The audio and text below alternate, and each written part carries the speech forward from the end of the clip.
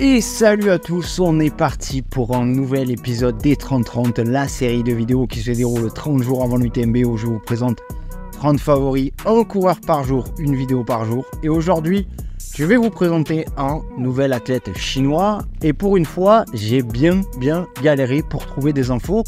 J'ai dû poncer les moteurs de recherche chinois et jouer avec les traducteurs. Mais au moins, je suis sûr que cette vidéo sera une totale découverte pour vous. Donc, on est parti aujourd'hui avec l'athlète chinois Xilang Duoji, générique. Je vous demande d'avoir les bras en l'air et de taper dans les mains. De taper dans les mains. De taper dans les mains. Hey, UTMB! Allez alors, J-Duo ou Duoji, quel est-il? D'où vient-il? Quel est son palmarès? Qu'a-t-il déjà réalisé cette saison? Et quel est mon pronostic pour son UTMB 2024?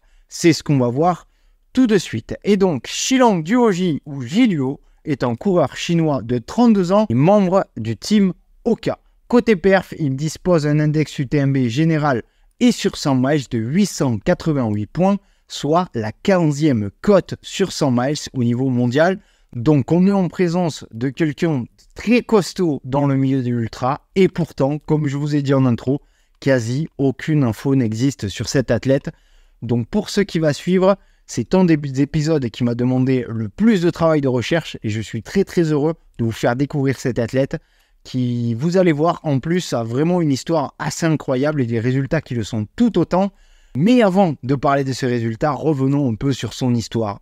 Originaire du haut plateau tibétain à Daosheng dans le sud-ouest de la Chine, notre cher athlète peut se faire appeler sous deux noms. En effet, les Tibétains, ils utilisent traditionnellement pas de nom de famille, comme on en trouve dans la plupart des autres pays du monde entier. À la place, leurs prénoms sont composés de deux parties qui peuvent être considérées comme deux noms ou un prénom, un nom, deux prénoms. Mais certains possèdent des noms de famille qui sont similaires à ceux des autres cultures. Il s'appelait donc Xilang Duoji, mais à l'extérieur de sa petite contrée, il se fait appeler Duoji, ce qui m'a ajouté beaucoup de galères dans mes recherches. Bref, ça c'était pour la petite parenthèse, et je vous donne, c'était pour vous donner un petit peu de contexte. Et du coup, notre cher Duoji, quand il était petit, il n'avait pas d'électricité dans le village où il vivait, et sa vie était très simple. Il vivait de récolte de champignons, il gardait le bétail de moutons dans les pâturages et coupait des arbres. Et il pensait que toute sa vie allait être comme ça. Mais en 2008, après que l'électricité ait finalement été fournie dans son village, la famille de Duoji a eu la télévision. Il a regardé les Jeux Olympiques de Pékin et cela l'a alors surpris que des gens dans le monde pouvaient se subvenir à leurs besoins grâce au sport. Et là, ça a été vraiment un déclic. Il veut devenir athlète et subvenir aux besoins de sa famille grâce au sport. Son coach, il va alors explorer par lui-même, regarder des vidéos, apprendre de l'expérience de ses prédécesseurs et développer un plan d'entraînement seul. Et en 2016, il a fait ses débuts et se classera 7e lors d'une course de trail organisée non loin de chez lui, mais avec une forte densité. Cette course lui a permis de se faire connaître et en 2017, il y a de nouveau participé et il terminera 3e et va remporter le kilomètre vertical le même week-end. Il va alors très rapidement progresser, se faire un nom en Chine et l'évolution de Duoji a surpris beaucoup de gens. C'est un garçon qui est reconnu pour être très persévérant et qui a déclaré qu'il souhaitait fuir ces montagnes et découvrir le monde. Voilà pourquoi Duoji court. Il veut découvrir le monde et en 2019, à force de faire des résultats incroyables sur des trails de plus en plus longs, dans toute la Chine et des trails de plus en plus réputés, il va se faire remarquer par la marque Oka, qui pensait que Duoji avait beaucoup de potentiel et la marque était prête à l'aider dans ses rêves de professionnalisation. Et depuis, il est officiellement devenu un ultra-trailer professionnel. Oka va aussi l'aider dans ses actions caritatives et la marque va récolter des fonds auprès de 130 000 coureurs pour construire une nouvelle piste d'athlée pour 2 écoles primaires proche de là où Duoji a grandi.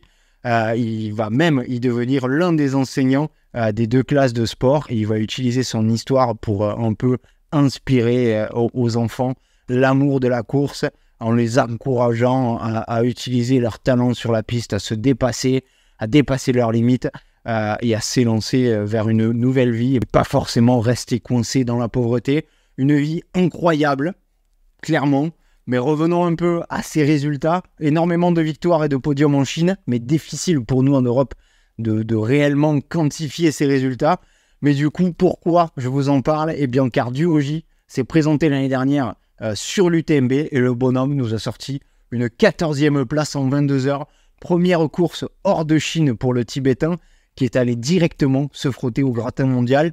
Et avec quelle maîtrise il a fait ça? Et le plus fou, c'est qu'il a établi un nouveau record pour les athlètes asiatiques lors d'un UTMB, donc grosse perf pour lui, mais dans la continuité de ce qu'il faisait dans son pays. Et cette année, il a continué sa découverte du monde en allant se frotter à un autre mythe, et toujours avec réussite. Et ça, on en parle tout de suite. Allez, voyons maintenant ce qu'il a fait durant son début de saison 2024.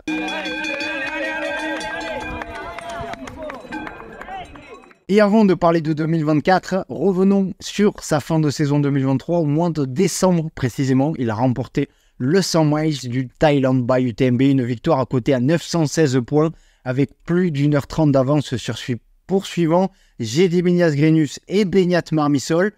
Rien que ça. Ensuite, il est allé remporter une nouvelle course by UTMB chez lui en Chine pour finalement partir aux États-Unis et s'élancer sur la Western State. Et là, il va encore nous pondre une nouvelle super perf. 12e de la course 100 miles la plus rapide de l'histoire. 12e en 15h35.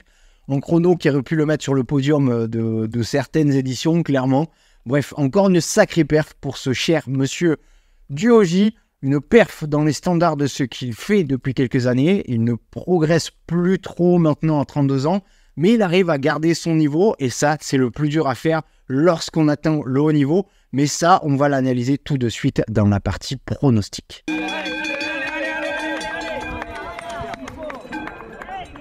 Et donc, pour mon prono, les Chinois le considèrent comme un génie de l'ultra-distance. Il avait un énorme talent à la naissance et il a simplement fait ce qu'il devait faire et a suivi son destin. Voilà un peu pour la petite histoire qui se raconte en Chine. Je trouve que c'est une belle histoire. Et cette 14e place l'année dernière prouve que tout ça, c'est pas juste du baratin, il est vraiment très très fort.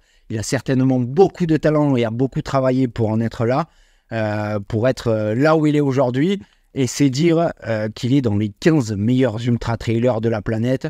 Je vous mets le graphe de sa progression sur 100 miles et comme on l'a évoqué tout à l'heure, il progresse plus vraiment, mais il arrive à garder son niveau. Et donc pour moi, pour cette UTMB, il peut espérer un chrono dans les 22 heures, comme l'an passé, et sûrement entrer à nouveau dans les 15.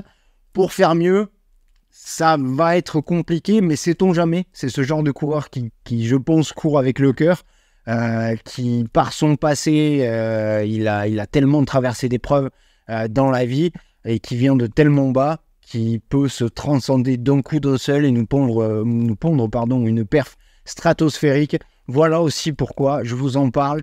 Ce sera un des coureurs que je vais suivre avec grande attention le 30 août. Ça, soyez-en sûrs et certains que dans mon application LiveTrail, il y aura Duo et il aura l'énorme avantage de cette expérience d'un premier UTMB réussi et surtout d'une 14e place.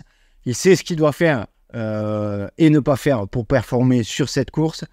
Maintenant, attention quand même à l'enchaînement Western UTMB qui ne se fait pas si facilement.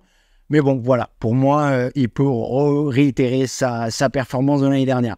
Voilà pour la preview de Duoji, un des épisodes les plus compliqués à préparer, mais certainement un des plus intéressants avec beaucoup de choses à découvrir, tant cet homme a une histoire incroyable. Allez, n'hésitez pas à me donner votre prono pour Duoji en commentaire. En quelle place le voyez-vous terminer? Peut-il rentrer à nouveau dans les 15? Ajoutez vos propres infos si j'ai oublié de mentionner des points ou même à me corriger. Et surtout à vous abonner pour ne pas louper les autres vidéos de cette série de 30 favoris en 30 jours avant l'UTMB 2024. Allez, on se dit à demain pour un nouvel athlète. C'était Arnaud pour Endurance Show. Ciao!